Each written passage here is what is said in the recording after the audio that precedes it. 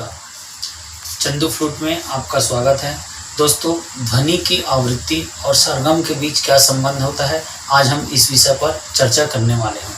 दोस्तों, ध्वनि की आवृत्ति क्या होती है, ये मैंने पिछले वीडियो में आपको बताया था। दोस्तों, जैसे कि हम ध्वनि में जैसे हम ये बजाए तो इससे कंपन उत्पन्न हुआ, तो ये है ध्वनि की आवृत्ति। तो जब धीरे बजाते हैं ये इसकी आवृत्ति अलग है, और जब जोर से बजाएंगे तो इसकी आवृत्ति अलग होती है। उसी तरीके से ये बांसुरी में सा रे ग म प ध नि सा सभी स्थानों की आवृत्ति अलग अलग होती है। तो दोस्तों, आइए हम चर्चा करते हैं कि आवृत्ति और अलंकार में, आवृत्ति और सरगम में क्या संबंध है।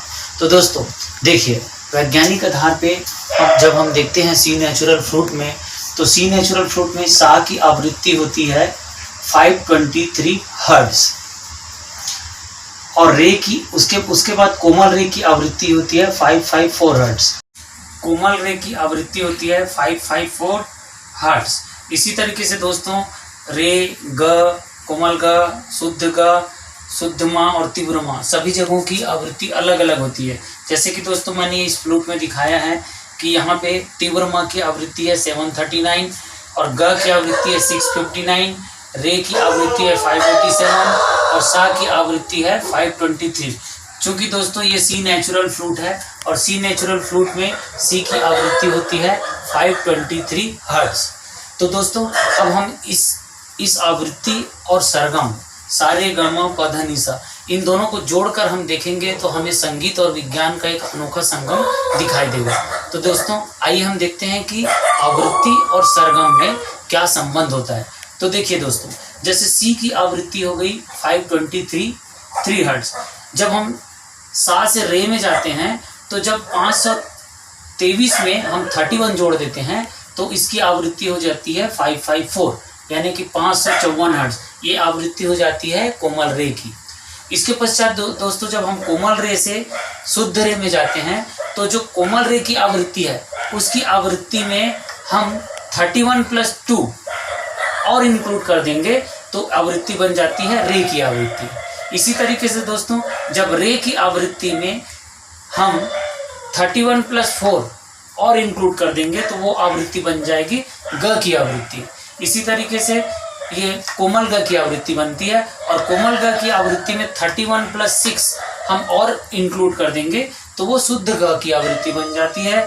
और जब इस ग की आवृत्ति में हम 31+8 और जोड़ देंगे तो वो शुद्ध म की आवृत्ति बन जाती है। और शुद्ध म की आवृत्ति में हम 31+10 और जोड़ देंगे तो वो तीव्र माँ की आवृत्ति बन जाती है। तो दोस्तों इस तरीके से सा, कोमल रे, कोमल ग, शुद्ध माँ और तीव्र माँ, इन सब की आवृत्ति में हम ये देख रहे हैं कि 31 पहले जोड़े, फिर 31+2 जोड़े, फिर 31+4 जोड़े, फिर 31+6 जोड़े, फिर 31+8 जोड़े, फिर 31+10 जोड़े। इस तरीके से एक निश्चित क्रम में आवृत्ति हम बढ़ाते जाते हैं। तो उस तरीके से सा से कोमल रे से शुद्ध रे से कोमल ग से शुद्ध ग और शुद्ध ग से शुद्ध माँ और शुद्ध माँ से तीव्र माँ। इस तरीके से जैसे जैसे हम आवृत्ति को एक निश्चित क्रम में जोड़ते जाते हैं उसी तरीके से सरगम एक निश्चित क्रम में बनते जाता है। दोस्तों कोई भी ध्वनि मधुर तभी होगी जब उसकी आवृत्ति एक निश्चित क्रम में होगी। यदि आवृत्ति में बहुत ज़्यादा उतार चढ़ाव होगी तो वो ध्वनि हमें मधुर नहीं लगेगी। तो दोस्तों ये है सरगम और आवृत्ति के बीच का संबंध। क्योंकि दोस्तों सारे ग म प ध नि सा ये जो सरगम है इसको बजाने से पहले हमको यह जानना बहुत जरूरी है कि आवृत्ति क्या होती है और इनका सरगम से क्या महत्व होता है। जैसे दोस्तों सा है, यहाँ से सा से सी की फ्रीक्वेंसी निकलती है 523 हर्ट्ज। यदि ये होल यहाँ ना हो, कोई यहाँ हो, या ये होल बड़ा या छोटा हो जाए तो इसकी आवृत्ति बिगड़ जाएगी, तब ये सुनने में मधुर नहीं लगेगा। उसी तरीके से रे की आवृत्ति होती है दोस्तों 587।